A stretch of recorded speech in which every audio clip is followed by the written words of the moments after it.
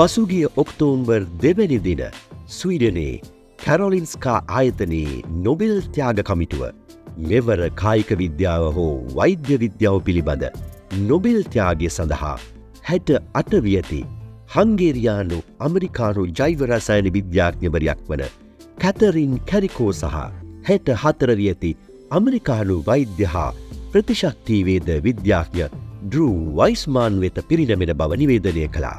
ඔවුන් එදෙනා එම ත්‍යාගය සඳහා හිමිකම් ලබන්නේ COVID-19 වසංගතයට එරෙහිව යොදාගත් ක්‍රියාකාරී mRNA එන්නත් වැඩි දියුණු කිරීම සඳහා අතිශයින් වැදගත් වූ nucleoside පාදක වෙනස් කිරීම පිළිබඳව ඔවුන් විසින් සිදු කරන ලද සොයා ගැනීම හේතුවෙන්.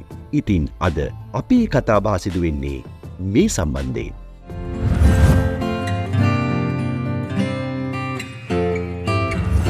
COVID-19 ආසාදනය ලෝකේ වේගෙන් පැතිරි විශාල විනාශකර ආසාදනයක්. එය ඇත්තටම එම වෛරසය කොරෝනා වෛරස කියන කාණ්ඩයට අයත් වෛරසයක්. නමුත් මේ මෙතෙක් පැවති කොරෝනා වෛරසයට වඩා මෙම වෛරසය විශේෂ ජාන විකෘතිය අත්කර ගැනීම නිසා විශාල වෙනස්කම් වලට භාජනය වූ වෛරසයක්. මේ නිසා මේ වේගයෙන් මිනිස් සමාජයේ පැතිරෙන්නත් ඒ වගේම මානව පටකවලට අනිත් කොරෝනා වෛරස් වලට වඩා ඉතා විශාල හානියක් කරන්නත් ඒ වගේම අපේ ප්‍රතිශක්තිකරණ පද්ධතිය මගින් මේ වෛරසයට එරෙහිව ගොඩනැගෙන ප්‍රතිරෝධය නිෂේධනය කිරීමේ හැකියාවත් ලබා ගත්තා. මේ නිසා මේ වෛරසය අනිත් ශ්වසන වෛරස් වලටත් වඩා අතිවිශාල හානියක් කරන්න සමත් වුණා. විශාල මරණ ගණනක් සහ කල්පවතින පෙනහල්ලේ ඇතිවන ව්‍යාකූල තත්ත්වයන් ඇති කරනු ලැබුවා. වැක්සීනයක් අපි සාමාන්‍යයෙන් භාවිතා කරන්නේ බෝවන රෝග ඇතිවීම වැළැක්වීම සඳහා. ඇතන බෝවන රෝගයක් ඇති වෙන්නේ ශුද්‍ර ජීවීන්ගෙන්. ඒ කියන්නේ බැක්ටීරියා සහ අනෙක් පරපෝෂිතයන්. මෙහිදී ඇතන වැක්සීනයකින් කරන්නේ මේ ශුද්‍ර ජීවීන්ගේ යම්කිසි කොටසක්, ඒ කියන්නේ ජානයක කොටසක්, එහෙම නැත්නම් ප්‍රෝටීනයක කොටසක් අරගෙන ඒක වෙනත් වාහකයක්, එහෙම නැත්නම් විහිකල් එකක් මගින්, ඒ කියන්නේ අපේ වැක්සීනය මගින් අදාළ පුද්ගලයාගේ ශරීරයට එන්නත් කිරීම. මෙතනදී වෙන්නේ ඒ පුද්ගලයාගේ ප්‍රතිශක්තිකරණ පද්ධතිය මගින් මේ ප්‍රෝටීන කොටසේ හෝ ජානයේ කේතය කියවමින් අපේ ප්‍රතිශක්තිකරණ පද්ධතිය තුළ මේ ශුද්‍ර ජීවියා හඳුනාගත හැකි ආකාරයට අපේ ප්‍රතිශක්තිකරණ පද්ධතිය සකස් කිරීම. මෙහිදී ප්‍රතිශක්තිකරණ පද්ධතිය ඇත්තටම හමුදාවක් වගේ තමයි ක්‍රියා කරන්නේ. ඔවුන් එතකොට කරන්නේ මේ ශුද්ධ ජීවියා අපට අපේ පටක විනාශ කරන්න භාවිතා කරන රසායන සහ වෙනත් ක්‍රම වලට එරෙහිව අපේ ප්‍රතිශක්තිකරණ පද්ධතියෙන් ඊට එරෙහි ආයුධ නිර්මාණය කිරීම.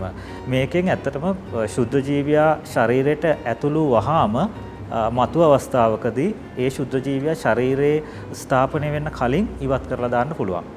වැක්සීනයකින් ඊට කරන ප්‍රධානම කාර්ය වෙන්නේ ඒ වගේ ශුද්ධ ජීවීන් අපේ ශරීරයට ඇතුළු වහාම ඉවත් කර දැමීම. ඒ මගින් රෝගය ඇතිවීම වළක්වා ගැනීම.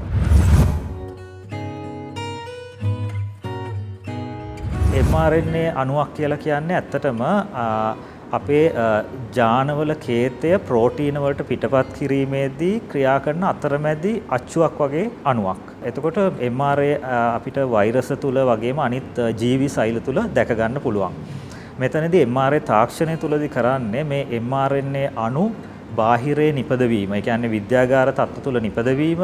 එහෙම ඒ වගේම ඒවා ජාන වෙනත් සෛල වලට සම්ප්‍රේෂණය කිරීමට යොදා ගැනීම වගේ අධි තාක්ෂණික කාර්යයන්. නමුත් mRNA තාක්ෂණය වැක්සීන සඳහා යොදා ගැනීම එක්වරම සිදු වුණේ නැහැ විවිධ බාධක නිසා.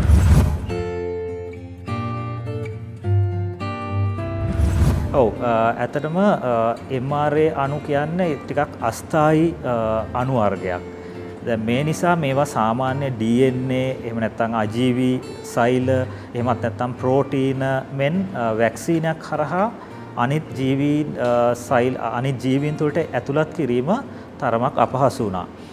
මේ සඳහා අධිතාක්ෂණික මේදමය ආවරණයක් ඒ වගේම මේ සඳහා විශාල විද්‍යාගාර පහසුකම් ඒ වගේම මේ ඉක්මනින් සිදු කිරීමට නොහැකි වීම වගේ විශාල කාරණා මේ සඳහා බලපානු ලැබුවා. විශේෂතම හේතුව මේ අණුව ස්ථායී නොවීම. සහ මේ අණුව ඇතුල් කර පසු අපේ ශරීරයේ ප්‍රතිශක්තිකරණ පද්ධතිය මගින් විශාල ප්‍රදාහයක් ඒ කියන්නේ ඉන්ෆ්ලැමේෂන් එකක් මේ අණුවට එරෙහිව ඇති කිරීම. මේ නිසා වැක්සීන සඳහා මේ එක්වරම යොදා ගැනීම හැකියාවක් තිබුණේ නැහැ.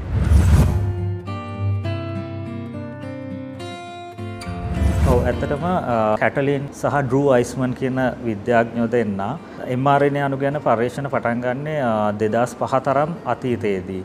ඔවුන් ඇත්තටම පරීක්ෂා කරන්නේ ඇයි mRNA අණුව සෛලයකට ඇතුළු කරාට පස්සේ මේ තරම් එය බාහිර අණුවක් ලෙස හඳුනාගෙන මේ තරම් ප්‍රදාහයක් ඇති කරන්නේත් ඒ වගේම අපේ ශරීරයේ තියෙන mRNA අණු වලට එසේ ප්‍රතිචාර නොදක්වන්නේ ඇයිද කියන එක. මේ සරල ප්‍රශ්නය ඔස්සේ මනස මෙහෙවපු මේගොල්ලෝ විශේෂ සෛලයක් අඳුරගත්තා. ඒක තමයි ඩෙන්ඩ්‍රිටික් සෛල කියන සෛල වර්ගය.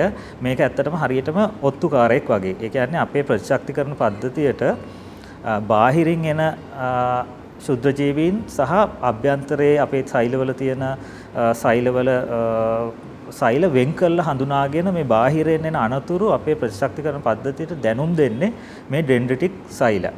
එතකොට මේගොල්ලෝ නිරීක්ෂණය කරා මේ අපි බාහිරෙන් කෘත්‍රිමව හදන mRNA අණු වලට මේ සෛල බාහිර සෛල ලෙස සලකා ප්‍රතිචාර දක්වනවා. වැඩි ප්‍රදාහයක් ඇති කරමින්. නමුත් අභ්‍යන්තරයේ අපේ සෛලවල mRNA වලට එසේ ප්‍රතිචාර දක්වන්නේ නැහැ. ඇත්තටම කිව්වොත් mRNA අණුව ඊටාම සරල අණුවක්. ඒක හරියට කිව්වොත් අපි මුතු ඇට පේලියක්කට උදාහරණයකට ගත්තොත් හරියට මේක පාට 4ක මුතු ඇට විවිධ පිළිවෙලට අමුණපු මාලයක් වගේ එකක්. එතකොට මේ තරම් සරල අණුවක මොකද්ද මේ වෙනස? එතකොට මේගොල්ලෝ නිරීක්ෂණය කරා මේගොල්ලෝගේ පර්යේෂණ තුලදී අපේ ශරීරයේ තියෙන mRNA අණු වල තියෙන මේ පොඩි භස්ම එහෙම නැත්නම් මේ මුතු ඇට වගේ ව්‍යුහයන් නිතරම වෙනස් වීම වලට භාජනය වෙනවා. නමුත් අපි බාහිරෙන් හදලා එවන භස්ම එසේ වෙනස් වීම වලට මොඩිෆිකේෂන්ස් වලට භාජනය වෙන්නේ නැහැ. එතකොට මේගොල්ලෝ තේරුම් ගත්තා මේ වෙනස තමයි මේ ඩෙන්ඩ්‍රිටික් සෛල බාහිර අණු සහ අභ්‍යන්තරයේ අපේ අණු වෙන් කරලා හඳුනා ගන්න ක්‍රමය කියන එක. එතකොට මේගොල්ලෝ කරේ මොකද? බාහිර අණු වලත් යම්කිසි වෙනස්කම් කරලා අපේ ශරීරයට එන්නත් කරලා බැලුවා. එතකොට මේගොල්ලෝ දැක්කා ඒ අණු බාහිර අණු ලෙස හඳුනාගන්නේ නැහැ කියන එක. එතකොට මොකද වුනේ? අපිට පුළුවන්කම ලැබුණා මේ හඳුනා ගැනීම මගින් බාහිර mRNA අණු වලටත් වැඩි ප්‍රදාහයක් හෝ ඉන්ෆ්ලැමේටරි තත්ත්වයක් ඇති නොකර විශාල වැක්සීනයකට ගැළපෙන පරිදි පසුබිම සකස් කර ගන්න. නමුත් වැක්සීනයකට මේ යොදා ගන්න එක්වරම ඔවුන්ට හැකියාව ලැබුණෙත් නැහැ.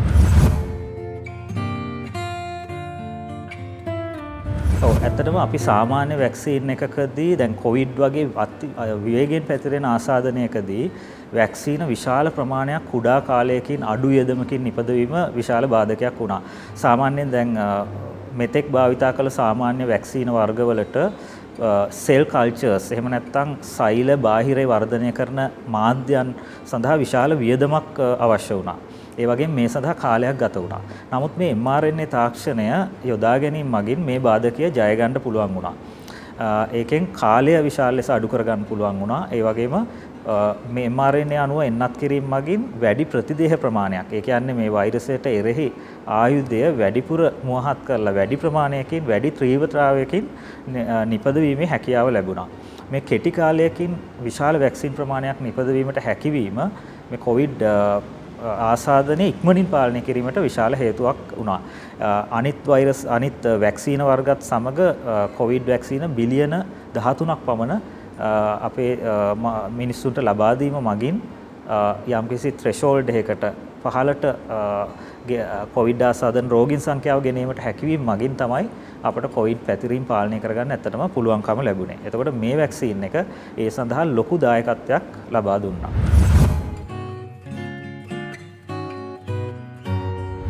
ඇත්තටම mRNA තාක්ෂණය ඊටාම සාර්ථකව අනෙකුත් ජෛවී තාක්ෂණයන් සඳහා යොදා ගන්න පුළුවන්.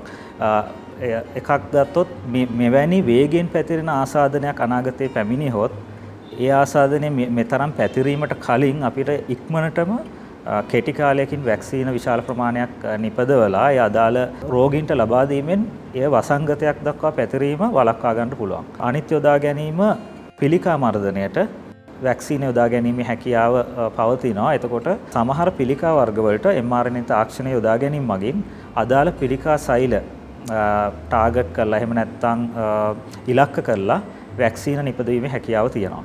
ඊටත් එහාට ගිහිල්ලා දැන් සමහර වෙනත් අසාමාන්‍ය ප්‍රෝටීන් මගින් ඇති කරන වෙනත් රෝග සඳහාත් ඒවා වැළැක්වීම සඳහාත් වැක්සීන භාවිතා කිරීමේ හැකියාව සොයා බලමින් තියෙනවා. ඒ සඳහාත් මේ mRNA තාක්ෂණය අනාගතයේදී ඊටාම ප්‍රයෝජනවත් වෙන්න පුළුවන්. අලුත් වීඩියෝස් ගැන අප්ඩේට්ස් දැනගන්න විදුසර YouTube channel එක subscribe කරන්න. notification වලට bell icon එක click කරන්න.